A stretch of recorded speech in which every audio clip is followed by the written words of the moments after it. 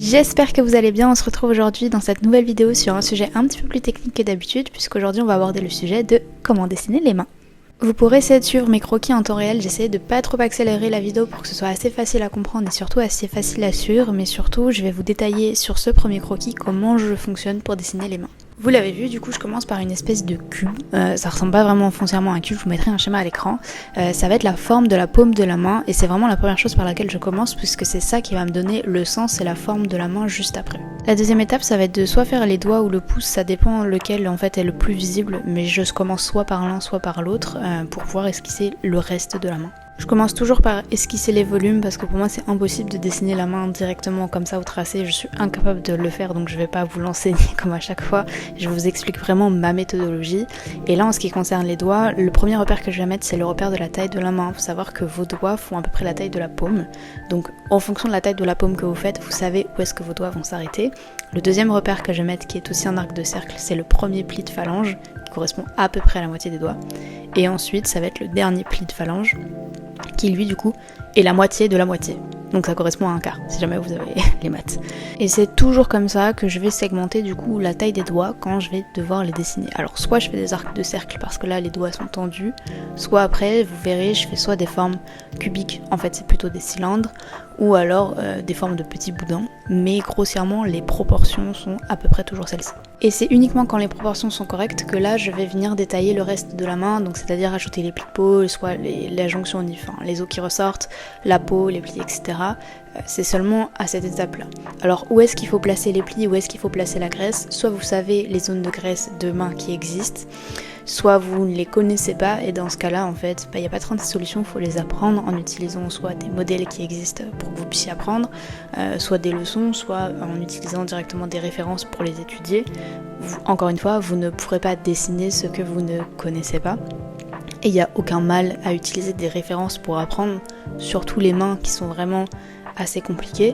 Vous pouvez soit prendre des références sur internet, soit en fait, normalement, si vous dessinez, vous avez une main, donc vous pouvez prendre votre main en photo pour essayer de la comprendre et de voir comment les zones de plis, les zones de graisse réagissent en fonction de si votre main elle est tendue, courbée dans un sens, si les doigts se rapprochent, etc.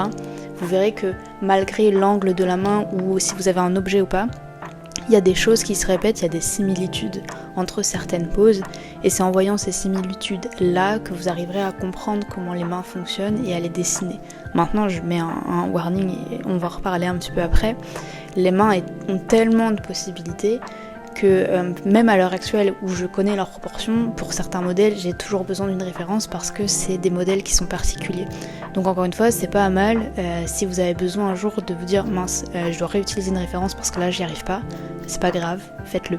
Donc ça c'était le premier point important et je voulais aujourd'hui surtout qu'on parle de en fait pourquoi on n'arrive pas à dessiner les mains. Alors on peut mettre les pieds dans le même bateau, même si là aujourd'hui on va pas parler de pieds parce que je vais pas en dessiner, mais ça reste souvent un des sujets quand on fait des personnages ou autres où ça commence à être la bête noire, surtout au niveau anatomique. Le reste on s'en sort à peu près, mais vraiment les mains et les pieds c'est le truc où on trouve toujours les stratagèmes les plus fous pour ne pas avoir besoin de les faire. Et je voudrais qu'on comprenne un petit peu pourquoi on n'arrive pas, pourquoi elles nous font peur, et en fait en comprenant pourquoi, un petit peu démystifier cet aspect, ce truc-là, pour que ça vous fasse moins peur de les faire.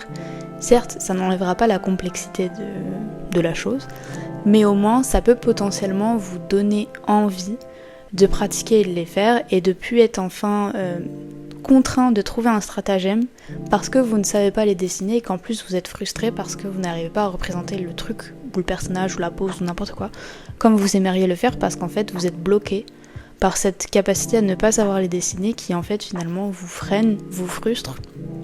Et je le comprends totalement parce que je suis passée par là pendant très longtemps et c'est fatigant. En fait on n'y arrive pas, on est vraiment frustré, hein. C'est de la frustration à proprement parler et pourtant c'est quelque chose d'assez simple à mettre en place de savoir dessiner les mains. La première des choses par rapport à un visage par exemple ou à un autre modèle ou même juste l'articulation du corps humain en lui-même, c'est que les mains, il y a énormément de possibilités de les représenter et surtout de mobilité. En fait, il y a tellement d'articulation sur ce tout petit espace par rapport à notre corps. En fait, notre corps, quand on le bouge, on est quand même limité par certaines choses. Enfin, vous pouvez pas Vous pouvez être flex, mais il y a des choses qui sont anatomiquement pas possibles d'être faites. Donc ça limite facilement, et ça c'est assez simple à représenter et à se visualiser. Les mains, il y a énormément de possibilités. Déjà les 4 doigts devant et le pouce peuvent aller dans des directions qui sont fondamentalement totalement différentes. Vous avez la forme de la paume de la main qui est prise. Au niveau des articulations, les doigts sont liés, mais en même temps sont indépendants. Donc vous voyez, il y a toute cette gymnastique à avoir qui est vraiment pas évidente, et c'est ça qui rend la chose complexe, surtout pour un débutant, c'est toutes ces mobilités et ces possibilités dans ce petit espace que je dois représenter avec, bien évidemment, en plus les phalanges pour encore plus complexifier la chose, sinon c'est pas facile, enfin c'est pas drôle quoi. Donc vraiment tout ça rend l'objet très compliqué, mais surtout très complexe à dessiner. J'utilise le mot complexe depuis tout à l'heure parce que je vais vous faire comprendre que oui, il y a plusieurs possibilités, il y a plusieurs points, et que les mains, on n'apprend pas ça foncièrement du jour au lendemain, vous n'allez pas vous lever avec la science infuse de savoir faire les mains, mais je veux pas que vous vous disiez que c'est compliqué, parce que si vous vous dites que c'est compliqué, ça veut dire que mentalement, vous mettez une barrière inconsciente pour vous dire que vous n'allez pas y arriver. Et je veux qu'on enlève ce truc de se dire c'est complexe, donc ça va me prendre du temps, au lieu de c'est compliqué, et donc dans ce cas-là se réfréner alors qu'en fait vous êtes totalement possible et vous êtes totalement capable de les dessiner. Donc ça c'était le premier point, le fait que ce soit très complexe. Le deuxième, qui rejoint un petit peu le premier dû à sa complexité, c'est que c'est pas très glamour. Voilà, on va pas s'entendre, on se réveille pas un matin en disant punaise j'ai envie de dessiner des mains parce que ça me fascine. Alors il y a des gens oui, vous êtes une espèce à part entière, mais les gens normalement constitués qui commencent le dessin de façon très classique, soit parce qu'on a découvert du manga, des personnages de comics ou autres passages plus classiques.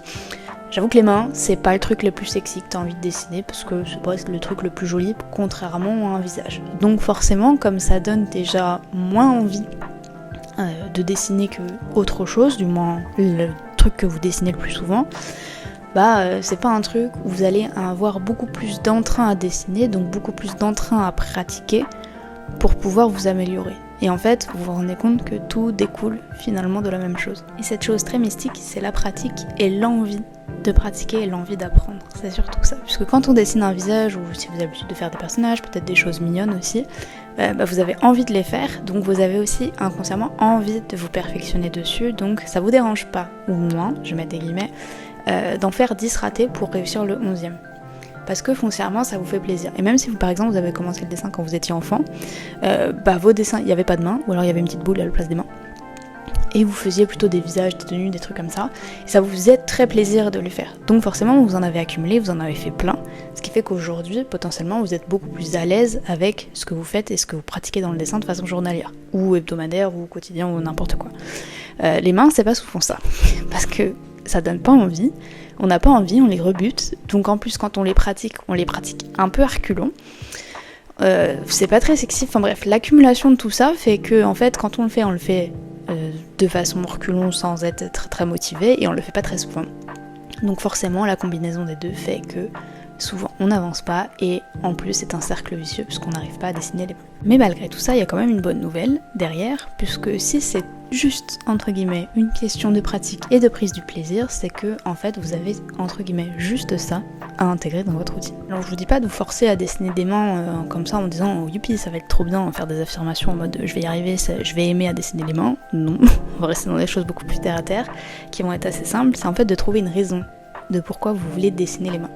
Je vous évoquais tout à l'heure la frustration de ne pas arriver à faire des poses de personnages. En fait, servez-vous de cette frustration-là. C'est-à-dire, en fait, si aujourd'hui je me force, entre guillemets, à prendre les mains et inconsciemment à y prendre du plaisir, voir mon progrès de façon au fil de ma pratique, en fait, ça va m'aider à faire les représentations que je n'arrive pas à faire et qui m'embêtent depuis des années pour faire des choses assez simples, de plus être contrainte de mettre ces foutues mains derrière le dos parce que je sais pas les faire autrement. En fait, servez-vous de ça comme motivation pour apprendre à dessiner les mains, et c'est un petit peu une sorte d'objectif. Et cet objectif, après on le planifie sur papier, de se dire, en fait, peut-être qu'avant une session dessin, je peux me donner comme objectif d'esquisser. Alors vous n'êtes pas obligé de les faire de aussi grosses et détaillées que moi là j'ai fait sur mon carnet. Vous pouvez faire des petites mains pour commencer, il n'y a pas de problème. Mais au moins de vous donner peut-être possiblement un petit objectif, de vous dire ok, aujourd'hui je dessine, j'ai du temps, j'ai peut-être 1 heure. Les 10 premières minutes, voilà, sur un temps assez restreint, Je vais essayer de dessiner des mains en utilisant des modèles sur Pinterest. Et ça va être des trucs très simples. Soit vous prenez la représentation que j'ai l'habitude de faire, que je vous ai expliqué, soit vous avez la vôtre, il n'y a aucun problème. Mais juste, sur ce petit laps de temps, entre guillemets, vous vous forcez à dessiner des mains. Alors ça peut être 1, 2, 5, 10, 15 ans, enfin bref, on s'en fiche. Foncièrement, plus vous allez pratiquer, plus vous allez vous améliorer rapidement, je mets des guillemets. Mais en fait, de prendre ce réflexe, de vous dire ok, genre ça je veux l'améliorer, donc il faut que je le pratique. Mais que je le pratique en y prenant du plaisir. Et en voulant le faire pour vous. Pas pour autre chose ou quoi que ce soit. Si en fait apprendre les mains vous en avez rien à faire et qu'en fait vos dessins de main ça sera des petites boules et ce sera jamais des petites boules, grand bien vous fasse, vous avez totalement le droit.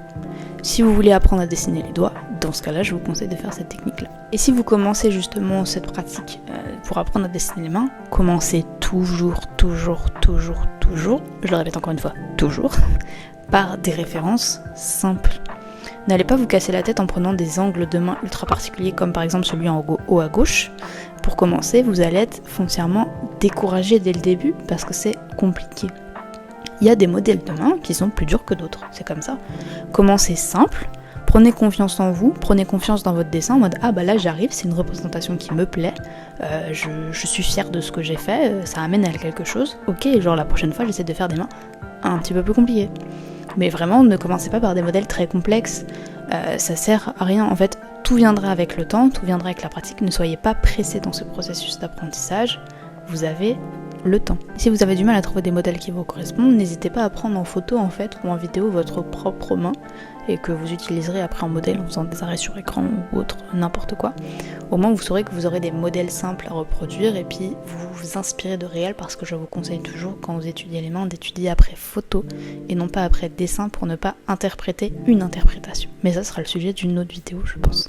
En tout cas j'espère que ce sujet vous a plu et que vous avez appris plein de choses et nous on se dit à la prochaine.